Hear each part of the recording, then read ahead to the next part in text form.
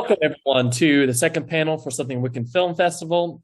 We are talking about handling subjects of documentaries. So, Mike, if you want to introduce yourself and what film you're representing. Okay, yeah, I'm Michael Iden, and my film is Haunted Thrills. It's a short documentary, 25 minutes long, about pre-code horror and science fiction and some crime comics of the early 1950s. The pre-code era being that time from the late 1940s until 1955, when the Comics Code Authority kicked in and ended the pre-code era. So you're talking about roughly a span of 6 to 7 years for these comics. Gotcha. So, going from the get-go on that for subject, that is a big subject. As we talked about off camera, the fact that not a lot of people know about that. And so what made that be your decision of going, like, I want to bring this subject to light to a lot of people who don't know about it? Yeah, well, that was, for me, it was actually pretty easy. It was an easy one because I was living in Peru. And I decided during that period of time when I was in Peru for about 3 years, I decided that I was going to make a feature film, a horror anthology film in Peru, in Lima. And so I ended up casting, doing all the stuff there, writing the script, and shooting it. And the thing is that, and that film was called Witch Tales or Cuentos de la Bruja. And that film is a horror anthology that is based upon pre-code horror stories from the early 1950s. And because simply for the fact that I love those, I love the comics. I actually have some of the originals in my collection, and I have definitely a lot of reprints of these comics. And so after making Witch Tales, I just thought it wasn't enough. I thought, I really need to make something like a companion piece, which would be more like a documentary that would talk a bit about these pre-code comics and how they came to being and what happened to them and the artists and publishers that were involved. So the original idea was to make a companion documentary about the pre-code comics. And so what happened was that I finished Witch Tales. I submitted it into festivals, and it got into some festivals, and this was, I want to say, summer into fall of 2019. I went to the United States. I was still living in Peru, went to the United States. And so the plan was I would go to the festivals, but I would also rent a car and drive up the East Coast and interview some of the original artists that were involved with the pre-code comics. And so I found three, amazingly enough, all in their 90s. And one of them was actually still actively working, doing portraits. He had long since abandoned doing comics and book covers and stuff, and he was doing portraits of politicians, presidents, celebrities, and stuff. And this was in New York. So fortunately, I was able to interview him. And the other two were great too. It's just a fantastic trio of the original artists. And then I interviewed a collector who was also in New York. This is Vincent Zerzolo of Metropolis Collectibles. And that was fantastic. So that's what happened. I just interviewed him. I went back to Peru and I was like, okay, well, I've got all this footage. I've got some great stuff. Now, how am I going to put it together? And I think, with a lot of documentaries, I would imagine people do script their documentaries beforehand. And they're like, okay, well, we're going to do this and this. We'll interview this guy.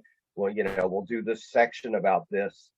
But for me, it was just like, I've got to jump on this. I need to interview these guys They're in their 90s. I got to do it now. I'm going to be in the United States. I'm just going to go for it. And that's what happened. I simply rented a car, went up, no script, no pre-questions. We just sat down, got loose, started talking about stuff. And I think the interviews came out great. So it was a matter of when I came back to Peru, I was still editing the second version of Witch Tales, which was the English version. We shot the film in two versions simultaneously in Spanish and English. So I was still editing the English version. So I put away the interviews and stuff. I put that aside, finished the English version of Witch Tales, then put that all to the Spanish and English version along with some other stuff together onto a Blu-ray. That is approximately the time. This was, it was December, end of December, roughly, 2019, that I came back from Peru to live in the United States. I moved to Georgia. I was in Georgia. This is where I started editing, or actually finished editing the English version of Witch Tales and started editing the documentary Haunted Thrills.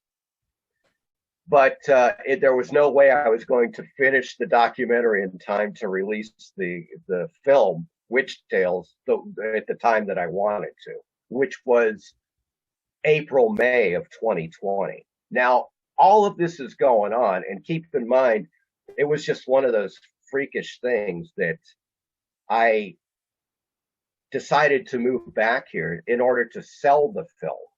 That was the idea. Very hard markets in Peru to sell. So I moved back here, and 2 months later, COVID hit. Everything was locked down. Peru was a no-go. You literally could not fly there. I think you remember all the air traffic was shut down, all the stuff. And soon after that, I couldn't even mail a letter. The postal was shut down. It was just a nightmare. So my timing, by sheer luck was great. I got back here, brought all my stuff back, continued editing, finished the Witch Tales combo, put it on Blu-ray, and that came out in May of 2020. And then as soon as I got that out and started selling that, I flipped over and started editing Haunted Thrills, the documentary. So I started with what was about 3.5 to 4 hours of interview footage with the 3 artists and the collector from New York. And of course, a bunch of images that I already had of pre-code comic books and stuff. And so I was just like, now what do I do? I'm like, I had no template. I had no script. I was like, okay, how am I going to arrange this? What should be my approach to making this documentary? And of course, it's easy. Once you just kind of like stop panicking, you realize you're just like, okay, we'll start from the beginning. It's like, what happened? How did, as in the documentary, it's like you have, it's after World War II.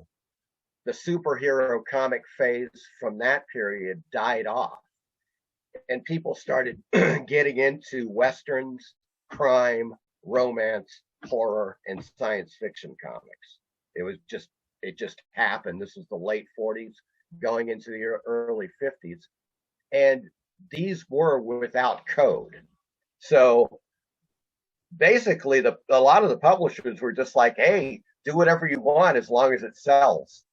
That was it. There was no censorship, except for maybe a few publishers, except for like EC. Surprisingly enough, EC was probably the most censorious of all of the publishers. And you may recall there were some famous things, like there was a cover, an EC comic cover, where it showed a guy walking into a room with an axe in his head, and blood's dripping out. EC censored it themselves. They took the axe out of the head and just made him have blood coming out of his head. They actually censored themselves. And meanwhile, these other comic book publishers weren't doing that. They were like, hell no, we're going to keep it all. We're going to have the severed heads and whatever on the covers. And so, it was just a matter. It quickly kind of developed into a situation where people in government they had an eye on what was going on. They knew. I mean, if you could go up to a newsstand, literally, you're 10 years old, you got a dime, you can buy whatever you want. So all these comics are up there. Some rather graphic comics, I must say. They were definitely pushing the envelope. And so they pushed it a bit too hard. The government started inquiring.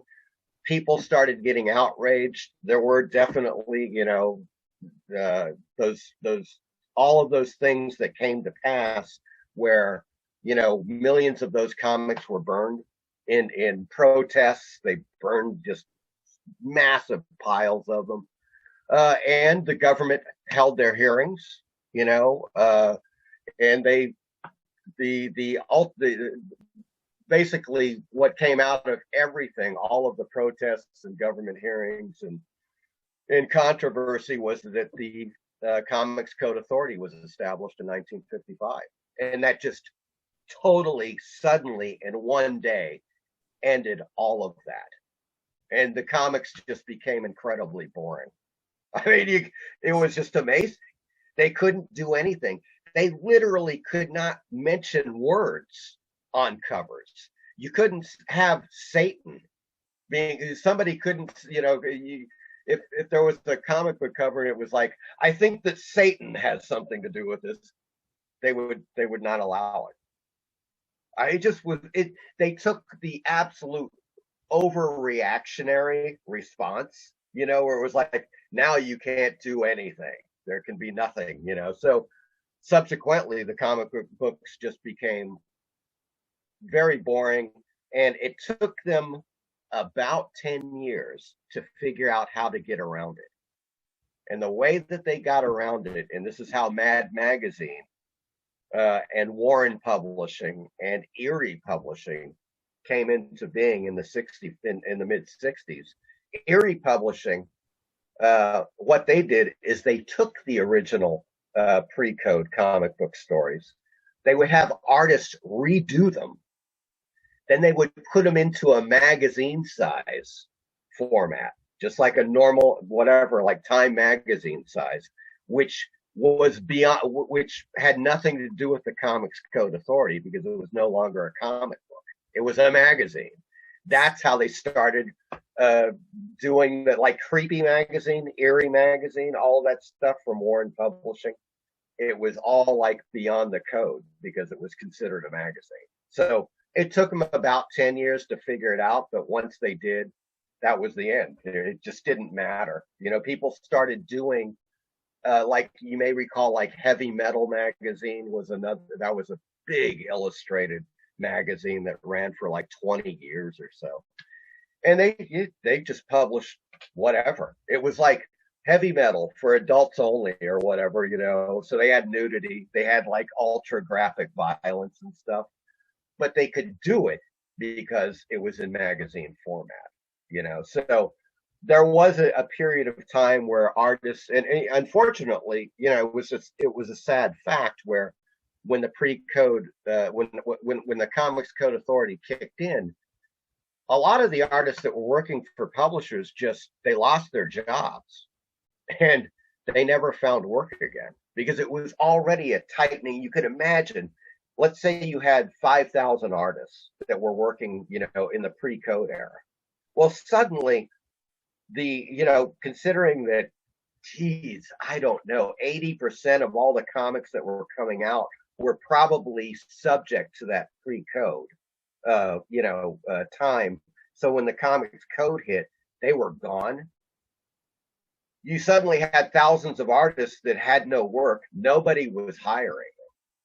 So they went back to painting houses or whatever that they did, or maybe they found a job possibly as an illustrator for some, for a magazine or whatever.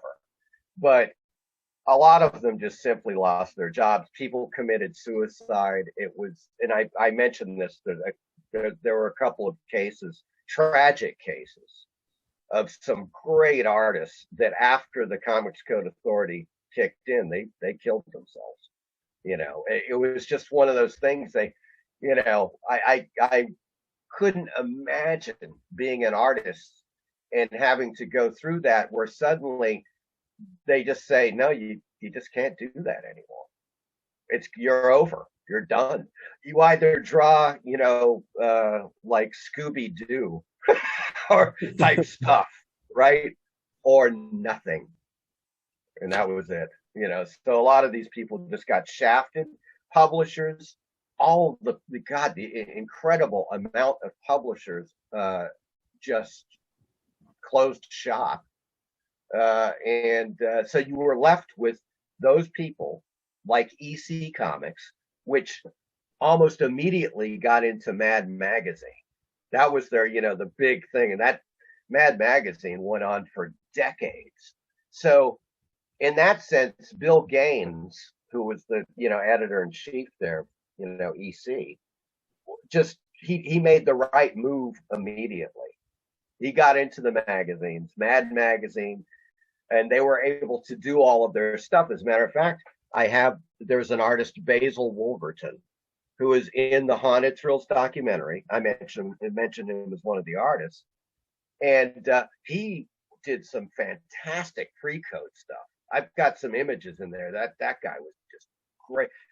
Totally different. His approach to art, the way that his characters looked and stuff were just really weird, but really cool. So he just simply went to Mad Magazine, and he became an illustrator for Mad Magazine, and he was doing that for decades. So he didn't miss a beat, because Mad Magazine was just like, yeah, we can be gross or offensive or whatever. We don't care. We're a magazine, And so that's how they beat the Comics Code Authority,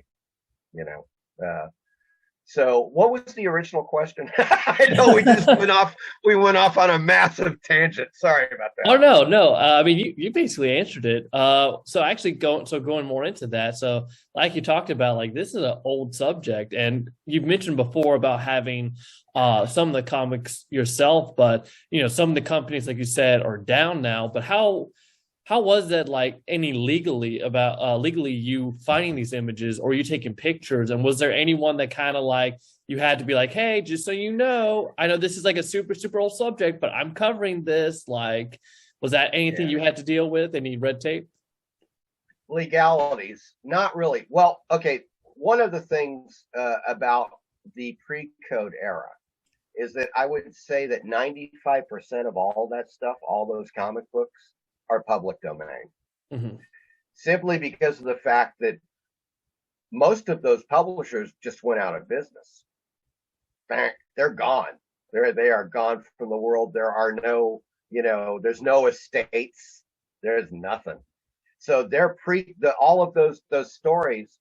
And that was one thing, like for Witch Tales, obviously, and you've got to do this. And this is something that, because in the past, in making a film, I did get caught. I caught myself, actually. For a movie, I used this old song that was from the 20s, and I was like, I know this is public domain. I put it in the movie, then I showed it to a distributor, and they're like, I don't think that song's in public domain. And they were right. So I had to change the song. I had to actually re-edit the film and send it to them again with another song that was in public domain. I cannot stress this enough to people that are I mean, if you're, depending on the type of film you're making. Now, if you're making a documentary film, there is something, there is a fair use policy, and you can say, look, I'm making a documentary. If I film something that's copywritten, but I'm talking about it in, context to the documentary, I'm explaining stuff, that should be completely legal as far as I'm concerned. the thing about this documentary is that, with the exception of a couple of things that I probably filmed, as a matter of fact, I know it, that I filmed at Metropolis Collectibles in New York, everything was public domain. The images, all of when you see all those, the comic covers and the interior art, all of that stuff is in the public domain. The stories that I used for Witch Tales, I made damn sure all three of those were in public domain. And the greatest way to do that, for people out there that were wondering, like, how do you find out if something's copyrighted? Well, there's the U.S. Copyright Office. You just go online, look up U.S. Copyright Office. You'll be directed to a page. I believe it's Web Voyager, something / something. It's on the U.S. Copyright Office when you're looking. You can look up any written work or any author. You know, they have everything. If it's bound by copyright, it's in there. You know, and it's a great thing to do if somebody's thinking about putting a piece of old music or whatever on their video and they're going to sell it. You really have to make sure that the thing is in public domain, because they will come after you. Oh, they will come after you. They're looking for that stuff on YouTube. They're looking for it. This is why, as well, like, for instance, you know, I've got a shot on in Haunted Thrills of an EC comic. Technically, that EC comic is still copyrighted by EC or whoever owns the EC, you know, comics line. But I'm talking about it in the context of, you know, the publishers and what they were putting out. So it's not like I'm going, hey, look at the, you know, just having a slideshow of a ton of stuff and not saying anything. I'm putting it into context. So for me, that is fair use. Secondly, I'm not selling the documentary. This documentary was originally meant as a companion piece to Witch Tales. So it was going to be a free, like a bonus video on the Blu-ray. That didn't happen, but now it's a bonus video on YouTube and BitChute and Rumble. So anybody can just watch it for free. And the reason being is that for me, it was like, I am in awe still to this day. I've been a fan for years of these pre-code horror comics. But I'm still in awe of some of the artists that just died unknown. I mean, like, a kind of like, you know, the Edgar Allan Poe or H.P. Lovecraft syndrome. Both of them died dirt poor, totally broke, unknown, not even appreciated in their lifetimes. Both of them would probably be billionaires today, considering the sales that have been made, like just capitalizing on their names. They would be billionaires. It's just hard to calculate the amount of money that has gone through, you know, based upon those two guys alone. So that's the thing. It's like, a lot of these people were so great, and I was like, man, you know, I would just like to kind of shine a light on some of these artists and make sure that people know, like, if they get a hold of some pre-code comics, you know, it's kind of like, wow, there's Everett Raymond Kinsler. You know, there's Joe Sinnott's art there, or, you know, whoever. I mean, a lot of these people that just, you know, basically they kind of came and went with the 50s, you know, and they got shafted by the Comics Code Authority, never got back into comics or, you know, doing as much work in art or illustration. And that was kind of it. And it's just really too bad. So that was really the whole catalyst for Haunted Thrills was those artists and publishers and occasionally writers. And it's you know, another one of those incredible things. Like, for instance, I know, having done research of that period of time, that a mere handful, maybe 4 or 5 women were working in that entire field. Okay, a few of them were key players in the field. One, EC Comics, Marie Severin. Marie Severin was John Severin's wife. John Severin was a huge artist in EC, and also Marie Severin was a huge artist, great artist, and she was also a colorist. So she, she was one of those people that would just had incredible skills colorizing, and she did a lot of the colorizing for those EC comics, you know. But another person, Ruth Roach, who was in Haunted Thrills, you may recall her because she was she was definitely perhaps the biggest female name in the pre-code era. She worked, I don't know, I would say possibly 20 years or so, 15 to 20 years as an editor. And she would write a lot of those pre-code horror stories. So I've got a few things. One of the stories in Witch Tales is a story that she wrote, originally back in 1952, I believe. And she was great. She had this really strange, like her stories were pretty bizarre. Like she had one about a killer cactus, that was like, but the killer cactus fell in love.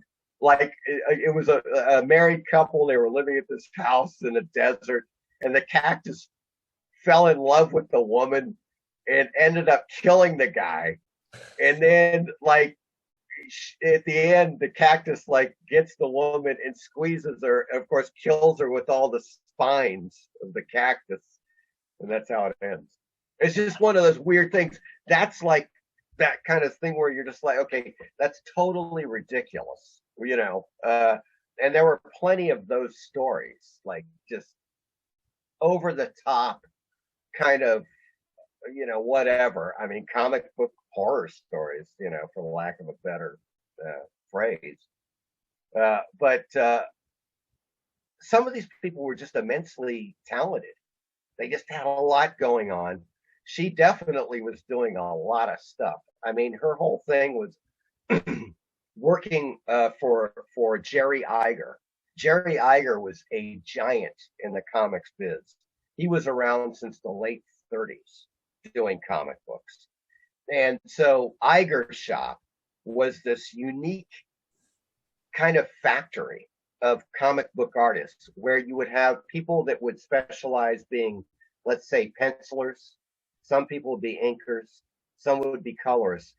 And so the pencilers would do the stuff. They'd send it to the inker. They would ink it. Then the colorist would get the stuff. So it was just like this factory thing.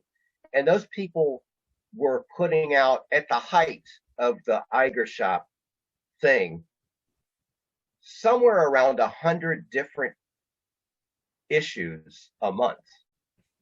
All art. I mean, like 30 pages, 100 issues, 30 pages. That's insane. That is totally insane. So sometimes the art would be just awful. It would be like they would be just rushing to finish it, so stuff would be left out. The coloring would be like all sloppy and just horrible. But other times it was just like they worked very well under pressure. So you would get these amazing, issues from the Iger shop. And Ruth Roach I think some of the best stuff was from her. Some of the stories from her, and also just the fact that she was the editor in chief. But it's just things like that where there are so many. Once you start getting into it with the various artists that were working for Iger shop, that worked for Atlas, which became Marvel, and that was Stan Lee. Now, Stan Lee, long before Fantastic Four and Spider-Man, the Silver Age of comics, he was working in pre-code horror and science fiction and westerns and everything for Atlas, and he was the editor-in-chief. And in Haunted Thrills, Joe Sinnott talks about going to the Empire State Building in New York, where Stan Lee had set up shop, and they go in there, and they would deliver their 5 or 6 page story drawn, to Stan Lee, and he just give him another script. That he was sitting there typing a script, and he was just like, "Okay, here's your new one. Take that. It's a Western. Here, have fun." And so it was just insane. Atlas Comics ended up, they dwarfed EC Comics as far as output. I think EC Comics put out somewhere around 300 issues total, and Atlas did like 1,200.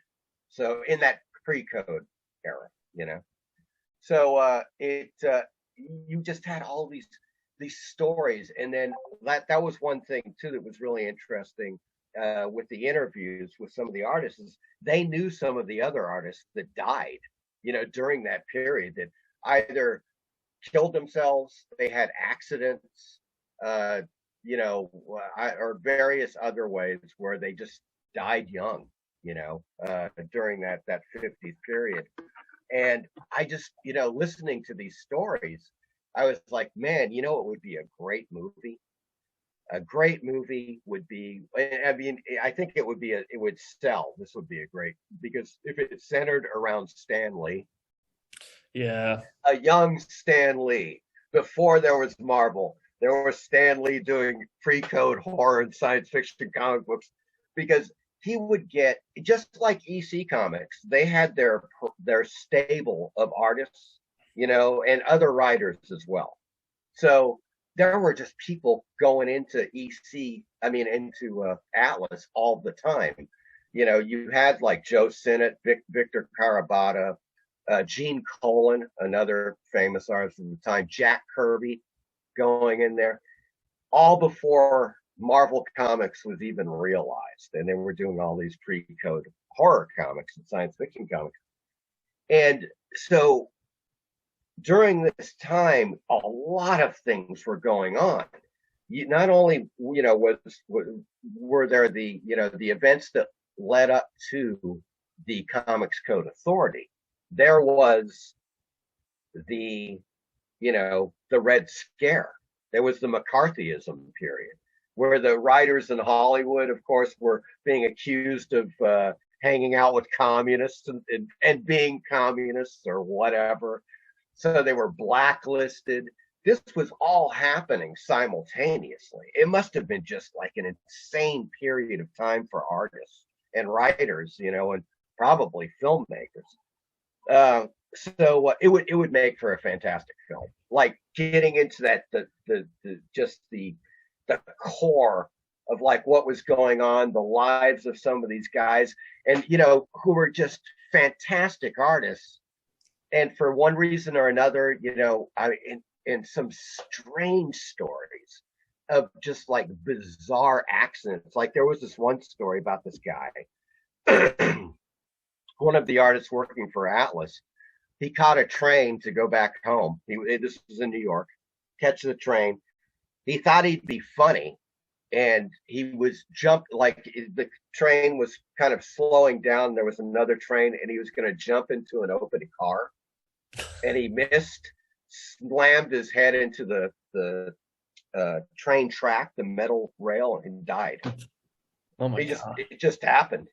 And that was it's shit like that, things like that. Sorry, things like that would happen all the time. There were so many people working for Atlas, even at that time. I mean, it got vastly larger, expanded with Marvel, but there were still, geez, I would be shocked if it was, it would probably have to have been like 50, at least 50 to 100 people in the Atlas Comics stable.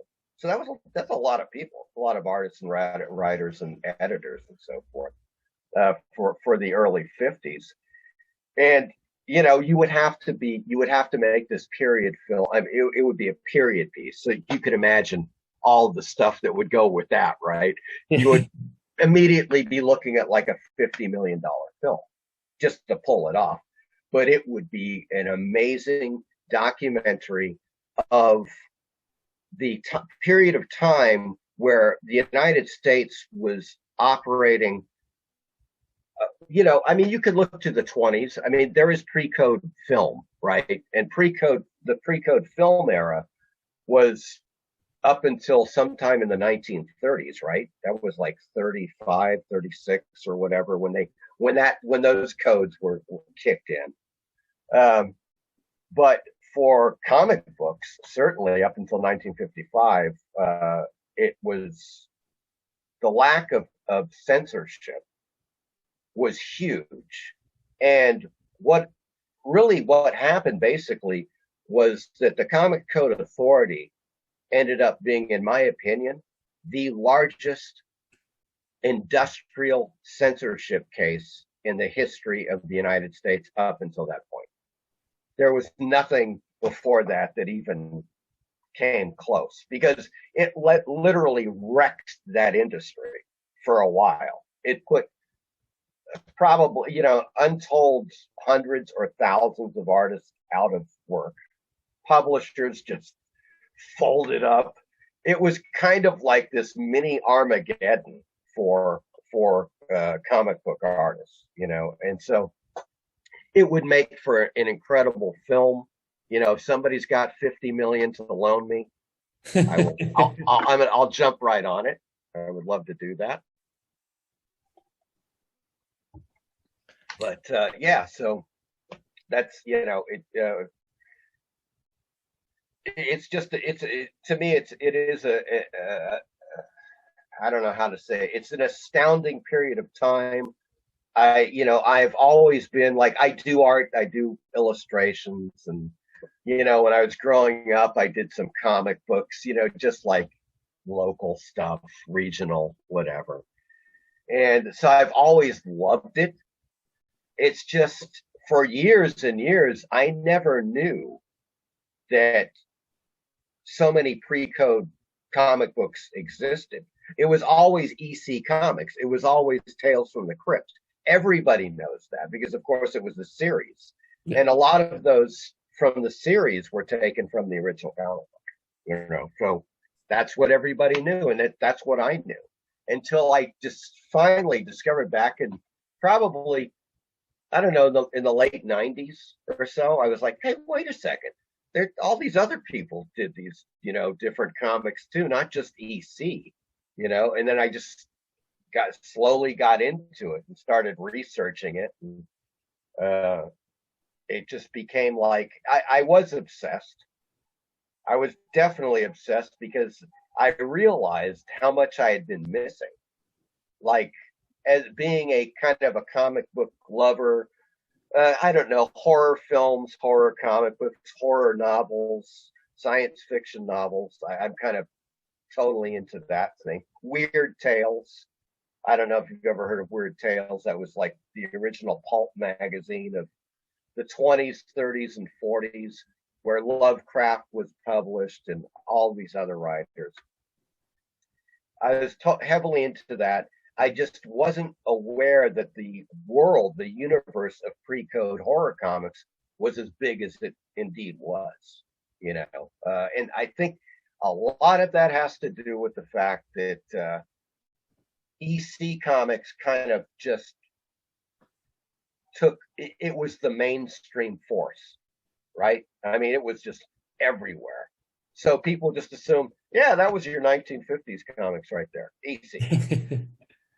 Nothing else, So I hope that my documentary, sheds light, and I think it does. I mean, I think it does. I could, if I had a bigger budget, it would have been longer. I just didn't. After I made Witch Tales, I was broke again. And I just kind of like, the only way that I made this documentary was by deciding to come back to the United States for the film festivals, but set up the interviews, rent a car, and just drive up there and do it. Otherwise I could never have done it. It was cheap enough to be able to do that. The documentary, the budget was about $1,800, and it worked. It worked out, I think, very well.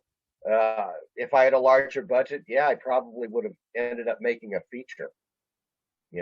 But when you do that, like, there was an artist in California still alive. I just couldn't fly over there. I could not do it. There was just no money, so I had to kind of keep on the East Coast, keep it, at least confined to that. And that's basically it. I mean, it was one of those things I think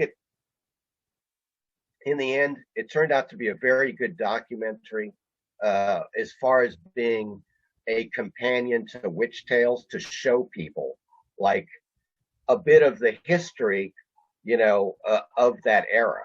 It is kind of funny. It's kind of funny because, I was living in Peru. I make Witch Tales.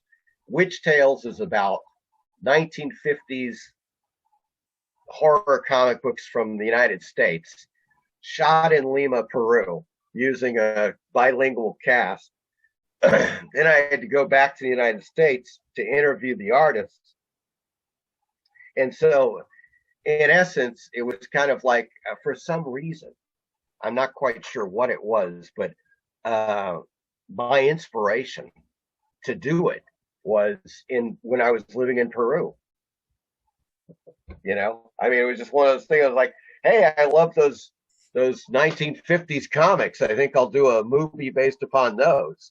And I probably, if I continued living in Peru, I probably would have eventually made a movie like about Peruvian legends, which there are tons. They're just like, kind of like, dark legends, strange, mysterious, just like we have Bigfoot and whatever, that type of thing. But yeah, I'm here. I'm pretty sure that I'm here for the duration. I'm back in the United States. So I have a feeling that after making this documentary, that I think the next thing I may do another documentary. Actually, I may do a documentary on Weird Tales magazine. Nobody's done it that I know of. I mean, there are a few things where they mention Weird Tales or they're part of the documentary, but they really don't get into it. And it's pretty much 1920s through the 1940s. But just a lot of great stuff with that too. I just love that, I don't know. I mean, I'm an Edgar Allan Poe and H.P. Lovecraft fan.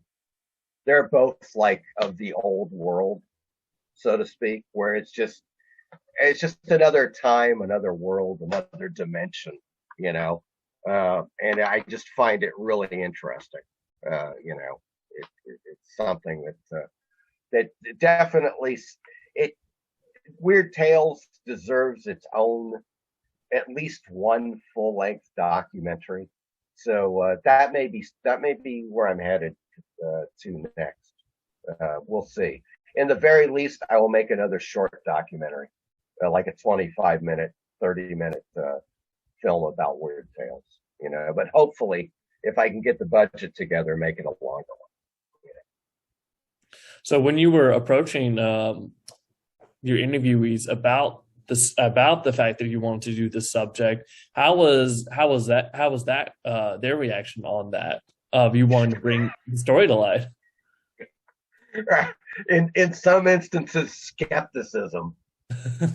At first, because I'd be like, hello, hey, yes, I'm Mike Lydon. You've never heard of me. I've made these very low budget films you've never heard of before, but I'd like to interview you for a new documentary that I'm making about pre-code horror comics. And I know you're a great artist. You lived through that time.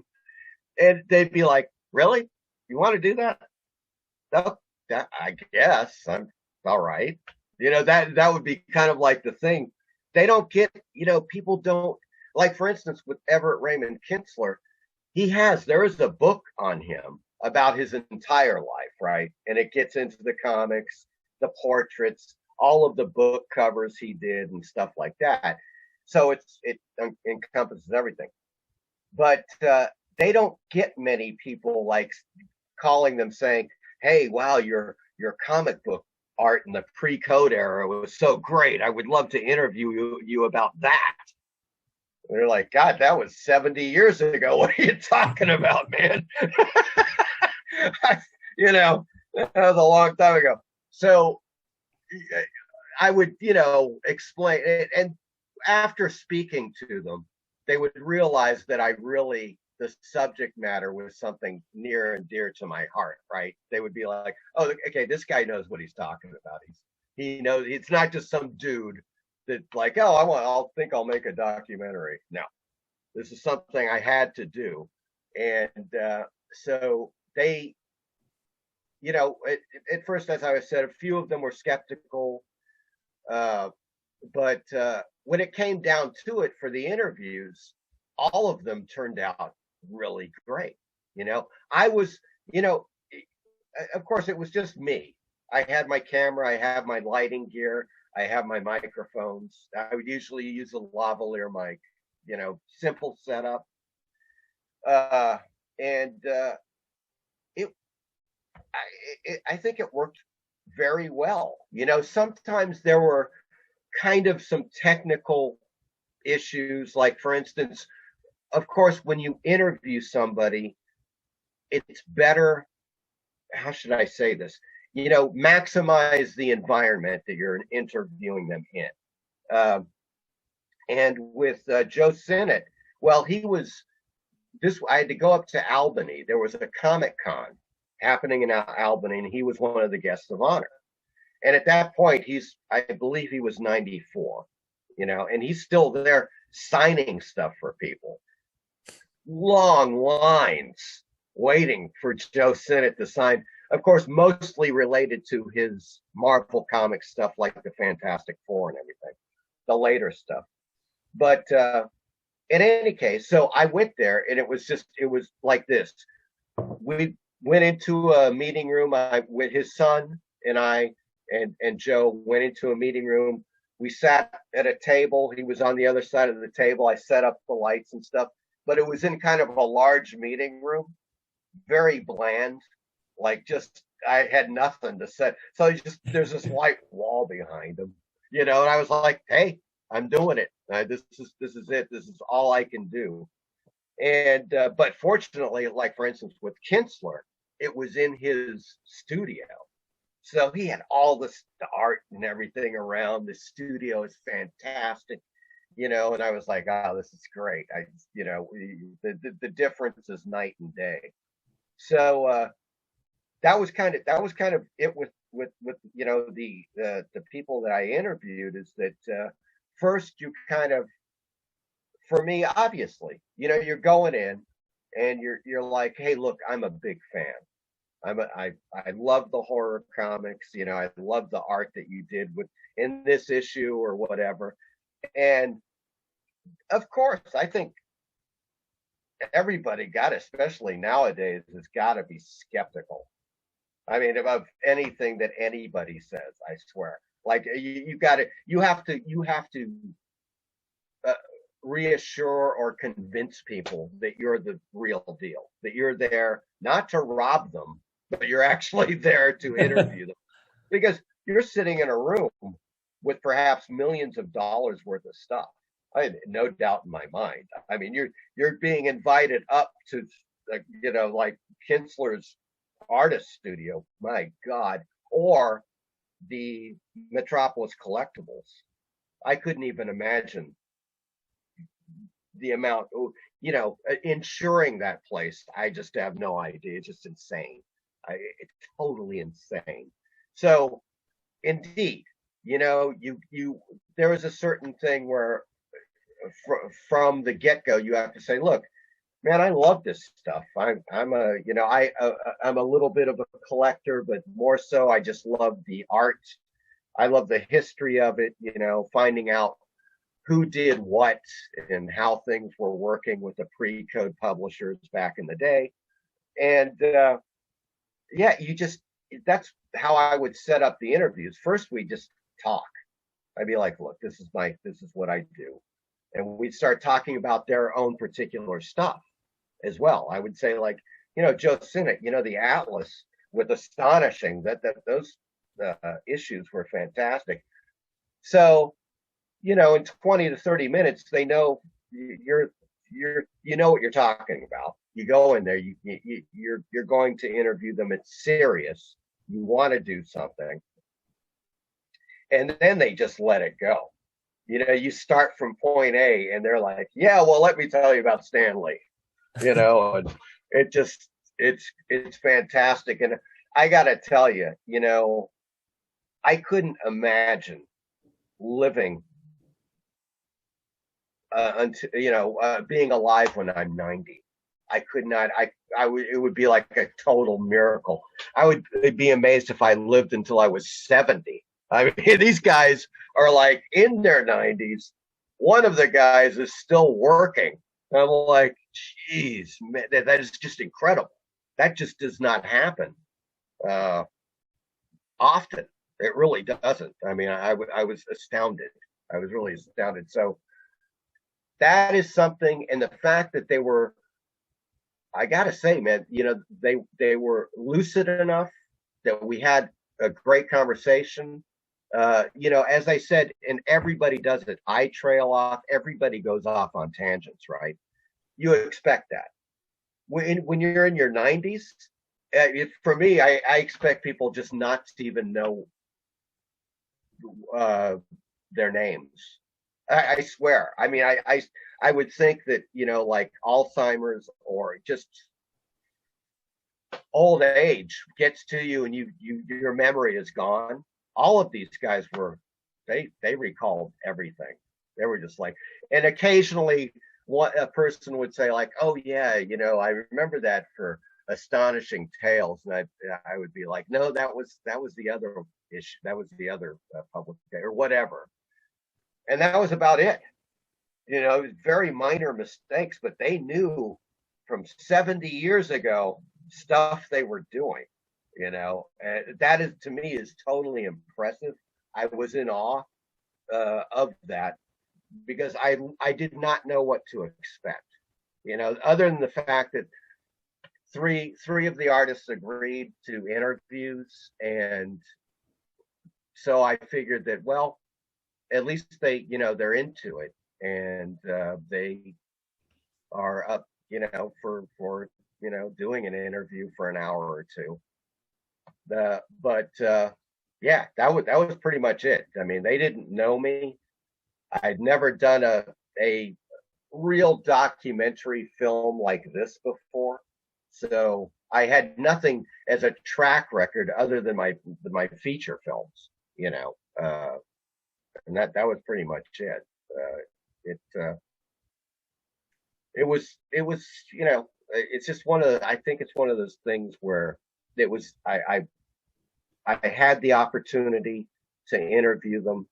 I just took it, I did it, and I'm so glad I did, because Haunted Thrills it turned out better than I thought it was going to be, and I think that was the case because of the interviews. I think it was the case because of Vincent Zerzolo from Metropolis Collectibles. All four of those guys added so much to this documentary. Without them, it basically would have been more like a slideshow. That would have been it. It was just, you gotta, if you're doing a doc, I think that's something. If you can find, maybe that's a good piece of advice. If you're doing a documentary film on any subject, I don't care what it is, try to find somebody who did it originally, who's still alive, or at least a person that was an authority on it, that, or is a current, authority on the subject, to interview them, or people even like, and you've seen this before, I am sure, in a documentary. Let's say you have James Cagney or somebody who's dead, but they interview their son or their grandson, and he talks about them and stuff. Totally valid. If you can do that, do that. But my thing was like, man, if I can, I'm going directly to the original artists. And I think now, I mean, I've looked into it. I believe that now in the United States, there are 5 left alive. Wow. 5. That's it. And they're all in their 90s. So it's just, that thing. It's the eras that pass, that keep going. And it it's just it's kind of a weird thing. People don't realize that the way that you just kind of like you move into different eras in culture and society. That to me, it's just amazing. When I was interviewing Everett Raymond Kinsler, and the guy's like, "Well, yeah, during the World War II, I was in the service, but I was still doing illustrations." I'm like, "Good Lord, this guy was in World War II, man." And he's still working. He's still got his studio. He's still just an amazing thing. For me, just absolutely, I was, totally humbled in interviewing these artists, and I don't know. It's something where you really think about it. Like, obviously, our society, civilization across the board, throughout the decades, we are subject to more convenience and more convenience and yet more convenience. And these guys, this was not the case. I mean, they obviously in the 30s and 40s, sure, it was far more convenient living than, let's say, the 1890s. But compared to us now, my God, it just boggles the mind, really. What they went through. It's incredible. So I was really in awe of the people and what they achieved, what they did in the 50s. 2 of them went on to huge things. Joe Sinnott ended up doing. I mean, his career was written for Marvel Comics in the 60s and 70s and 80s. He worked probably for 30 years, at least, for Marvel, inking and doing, more stuff, more of his own art, way after the pre-code era. And of course, Kinsler went on with doing his portraits of celebrities and politicians and stuff and everything else. Victor Carabata actually ended up going after the pre-code era, and he's in it. As a matter of fact, in Haunted Thrills, I think that's part of the last of the interview, where he's talking to Stan Lee, and Stan Lee's like, "I just have no more work. It's over. The comics code thing. I've got artists here in my office, literally, that are better than you, that are begging me for work." And so Vincent Carabata ended up doing designs and illustrations for part of Disney, Walt Disney, like doing something in their, whatever, in some part of their design facilities on the East Coast. He was involved with that, but he never went back to doing comic books, like actual working for a comic book publisher after that. That was it, So he was limited to, I think, about 4 years, of doing that. Wow. Well, we're gonna wrap this up with one last question. What type of message, you kind of talked about it, but what type of message do you want people who watch your documentary to get out of watching Haunted Thrills? Well, I think that hopefully more of an appreciation for the artists that were working at that time. I think that like just a kind of a light being shown on those hidden figures of the 1950s, those artists that deserve recognition. Now, as we were just talking about, some of them did. They became huge. They didn't need any more recognition. They were, they hit the big time.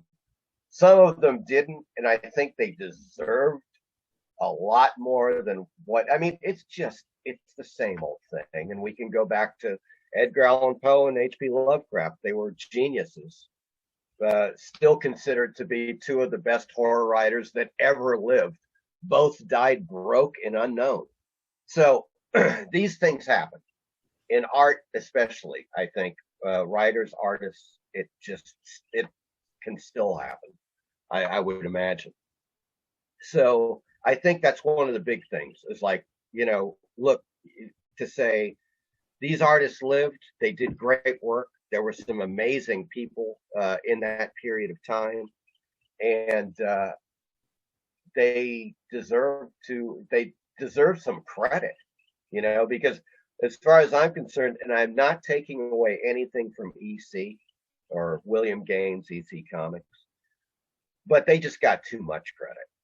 That was basically it. They got the mainstream huge credit. I don't think that they deserved that much. I think there were other artists and publishers that were at least as good, if not better, than EC, and they never got the recognition they deserve. So that was my focus with Haunted Thrills, and I hope that people come away with the idea with kind of like at least an expanded appreciation of the artists and writers that worked during that period, and I would say this, I highly recommend this documentary for any comic book fans alive. I don't care if you're just into the X-Men. I don't care, because you will find your artists or the origins of those characters traced all the way back to the free code era. Those artists were alive. They were alive in the early 50s. They were alive in the early 60s when the X-Men came to be. Stan Lee was the direct connection. He was the editor-in-chief of Atlas in the early 50s.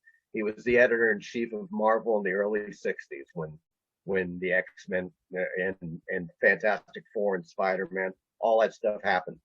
So there is a total connection with, I think, the entire comic book world, so I would say any comic book fan, artist, any writer, anybody that is interested, also I think in horror comics, obviously, but in horror, the genre of horror, because if you can buy reprints of these. I've got a ton of reprints that are cheap. You can get them from various publishers on eBay, on Amazon. When you start reading these stories, I guarantee you will think, hey, wait a second, I've seen a movie with that plot line, and probably because they took it.